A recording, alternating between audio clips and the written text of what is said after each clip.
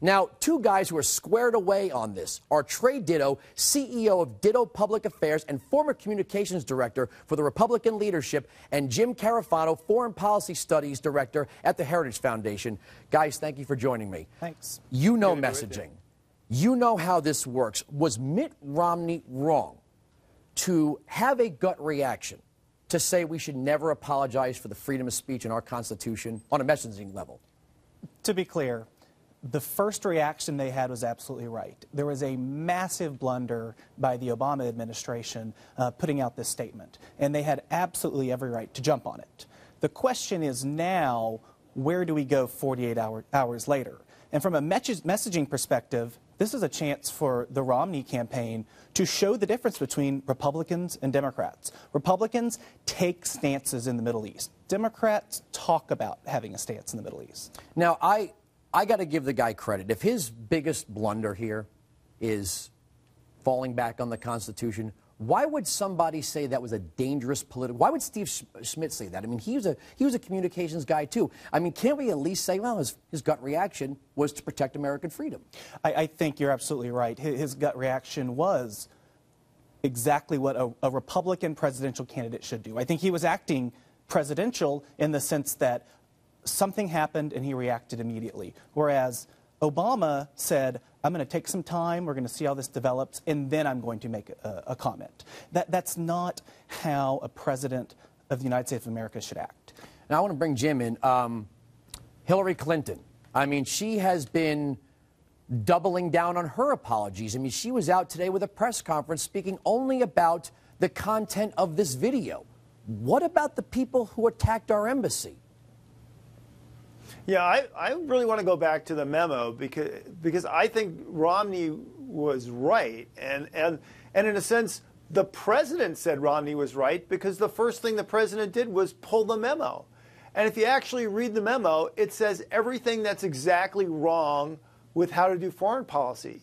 It doesn't, the State Department's job is to explain who we are to the rest of the world. And the memo clearly doesn't do that. It says nothing about freedom of the speech. It says nothing about condemning violence. So it is an atrocity of the government's responsibility to protect us. But you know, something that nobody's talked about, and I think is worth looking at, in some ways, the administration has sown the seeds of this. You know, there was a UN resolution that was out there for years and years and years about religious tolerance, which is really about, it says nothing about freedom of speech. It was really a tool that the regimes could use to clamp down on freedom of press in their countries.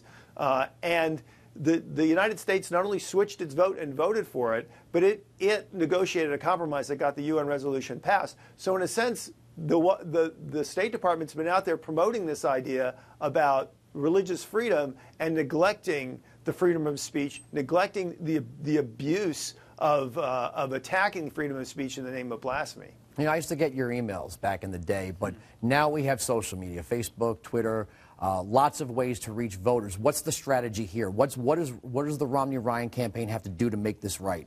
This is a deciding moment in the campaign, and we saw this in 2008 with the recession. And you bring up Steve Schmidt, we saw how they handled it, and it decided the election.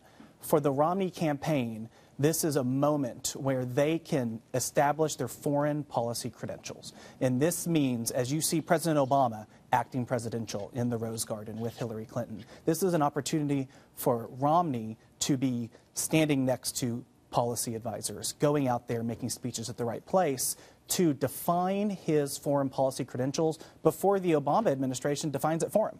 Do we, Jim, do we cut off the foreign aid? Do we do it? Look, so if you just turn around and cut off foreign aid based on a knee-jerk reaction to what the terrorists and rioters did in the embassies, I think you are kind of sending the wrong signal. You're saying that they're going to drive our foreign policy agenda. We do foreign policy because it's in the U.S. interest, and we set conditions on that. When governments fail to meet those conditions and they fail to do what that aid is for, then you cut it. So if we're going to cut it, I mean, it has to be done on a pretty clear reason. And I think we have to take each case, and I think we have to get the facts.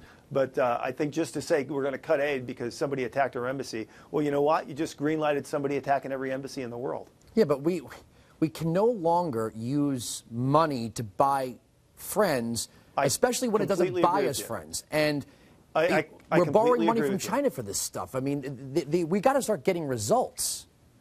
Right, and that's exactly what I said, is we give money because it serves our purposes, and we set conditions when we give those money, and when people don't do that, we cut the money.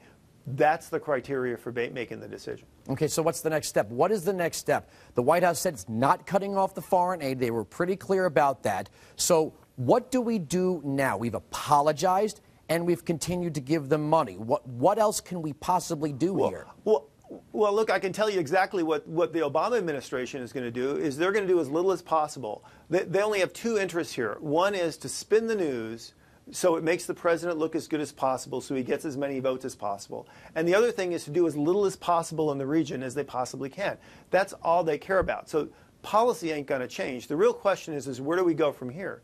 Now, one option is the two candidates can try to treat this as a drive-by shooting. They can each get whatever they think they're going to get out of it, and they can pivot back and talk about jobs, which they may both do. If this actually becomes a protracted foreign policy debate, well, you know what? The president's going to get creamed because his foreign policy in the Middle East is an abject failure. Every goal he has set out, he has not achieved. And not only has he not achieved the goals he set out, buddying up with Syria and Iran, having a peace process between the Israeli and Palestinians, running away from Iraq as quickly as possible. Not only have they all failed, but he's created the perception of weakness, which really kind of invites the kind of responses that we've gotten. All right, he's got a weekend coming up.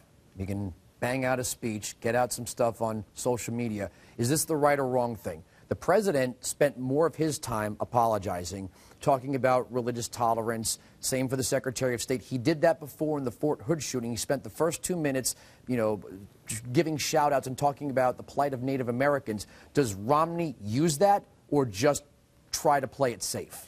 I think Jim hit the nail right on the head, which is that the Obama administration's been talking and been cozying up with other countries in the Middle East and not acting. I think the Romney campaign has an opportunity here, not necessarily to directly attack Obama. I think, and I hope that Obama has the surrogates to do that, but I think Obama has an opportunity come Monday to roll out a foreign policy campaign for the week to be able to show that, I think especially show conservatives, that he has plans in the Middle East and he has plans with Israel that are going to protect our homeland. Well, can Romney use the snubbing of Netanyahu, jetting off to Vegas, David Letterman? I got an email. I felt pretty special today. I got an email from Beyonce Knowles. What about that? Yeah, telling me that her and her husband were throwing a fundraiser for him in here in New York City. Can he use that?